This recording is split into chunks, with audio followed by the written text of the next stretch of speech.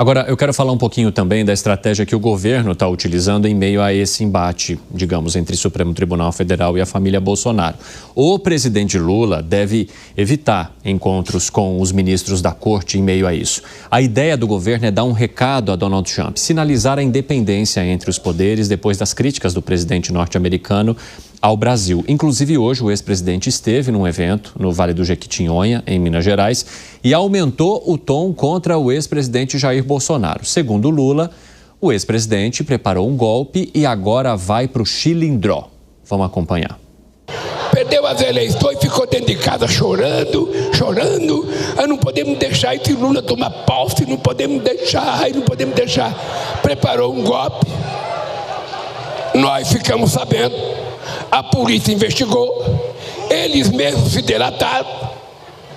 Agora ele foi indiciado, o procurador-geral pediu a condenação dele e ele vai, sim senhor, se a justiça decidir com base nos autos do processo, ele vai para o chilindró.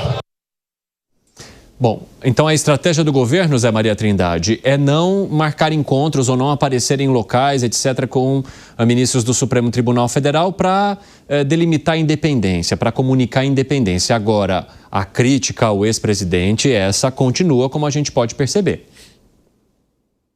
Até então, a ideia geral do governo era essa, deixar claro de que, olha, isso aí é um problema jurídico, o Supremo que tem que resolver, tem autonomia e nós não vamos negociar.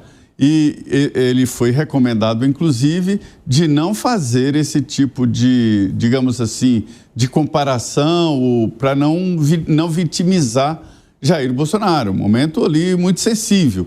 Já existem casos aí na história política em que o adversário vai de tal forma agressiva contra o outro adversário que o torna uma vítima e isso provoca um apoio de pessoas que acham que está exagerando, né? Mas lá, perto de Medina, no Vale do Jequitinhonha, que é um reduto petista em Minas Gerais, aqui quando a gente acompanhava a marcha das apurações, eu sabia que Lula ia ganhar exatamente quando eu vi o retrato de Minas Gerais e não tinha entrado o Vale do Jequitinhonha. Bolsonaro estava ganhando e aí no meio da apuração eu disse, olha, Bolsonaro está perdendo, ele estava na frente em Minas, mas os votos do Vale do Jequitinhonha não tinham chegado. O Vale do Jequitinhonha é um reduto petista, né? As cidades ali, Araçuaí, Diamantina,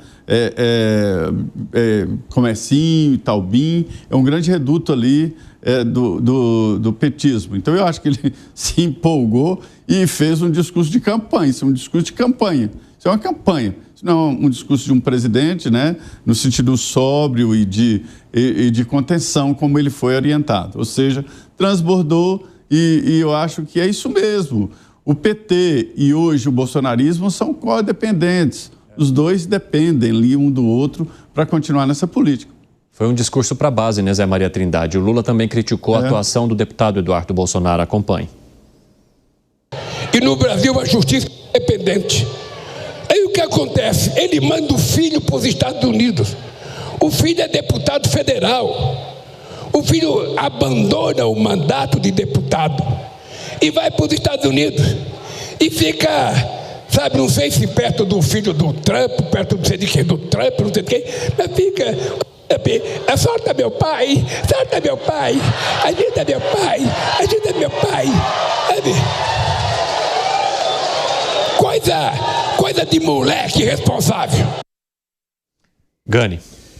Pois é, ele está fazendo um discurso para a base, como o Zé bem pontuou, está longe de ser um discurso de presidente, de um grande estadista, está indo para a provocação e isso, evidentemente, não vai pacificar o país. Aí não adianta nada não se encontrar com os ministros da Suprema Corte e fazer um discurso desse na prática, só inflama mais a situação. Ô Piperno, você acredita que o presidente deveria adotar uma postura mais moderada, digamos assim, nesse momento, uma postura mais distante dos fatos, deixar a justiça fazer a parte dela, sem utilizar ironias ou críticas diretas à família Bolsonaro?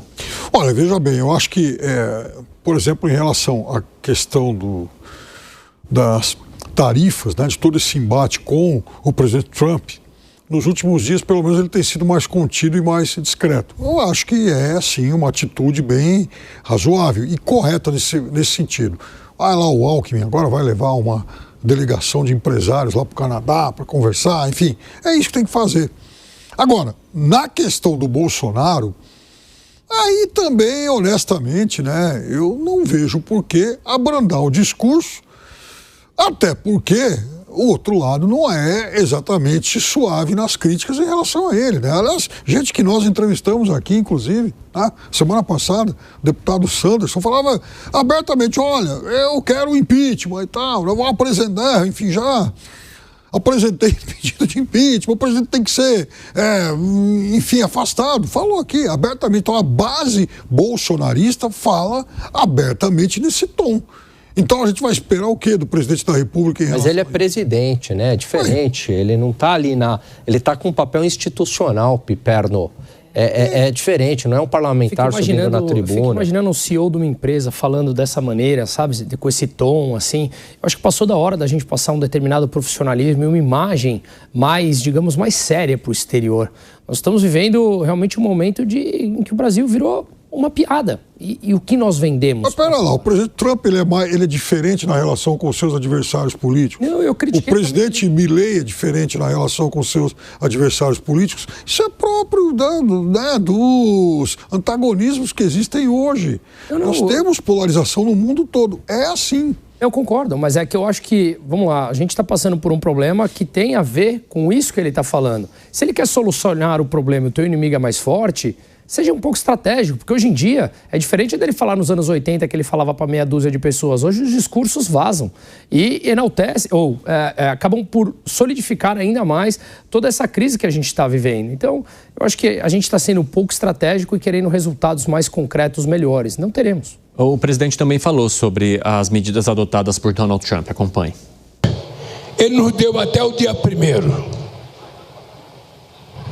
Se nós não demos a resposta dia 1º, ele vai taxar o nosso comércio em 50%. Contar uma coisa para vocês. Eu não sou mineiro, mas eu sou bom de truco. E se ele estiver trucando, ele vai tomar um 6. E aí, Zé Maria? O Zé já estava rindo lá. O Lula tem umas ideias, a história dele falar... Depois ele vai tomar, e se tomar um zap na testa, né? O que acontece, né? Porque aí o Trump lambe e pá! Você vê que ele tem uma linguagem bem popular e bem lá tradicional. Lá. O Vale do Jequitinhonha é um lugar mágico, né? Um lugar que tem uma cultura própria, quase um país, não é nem um estado, né? E o Zap lá também é a moeda de troca de todo mundo, é o jogo lá, o truque. Mas ele tem umas ideias, ele fala, né, eu não aceitei colocar a tornozeleira, eu não sou pombo-correio. Ele tem umas frases assim que realmente empolgam, né? E realmente é campanha, né? É o que ele sabe fazer. Não adianta, os dois grandes líderes populares hoje no Brasil são Lula e Jair Bolsonaro, né? É os que comunicam, os outros são muito teóricos e tal, e não estou dizendo quem está certo ou quem está errado. É assim, os dois serão os grandes eleitores, estando ou não na chapa presidencial, estão ou não. Agora, não é ele que está resolvendo isso, né? É o Geraldo Alckmin que está negociando e está tendo dificuldade, fica muito claro. Eu conversei com 3 deputados ali da Comissão de Relações Exteriores, né? E que os senadores vão agora, já estão, né, nos Estados Unidos, e a dificuldade é muito grande, porque não sabe com quem falar. Isso está na Casa Branca, eles não têm acesso ao presidente Donald Trump.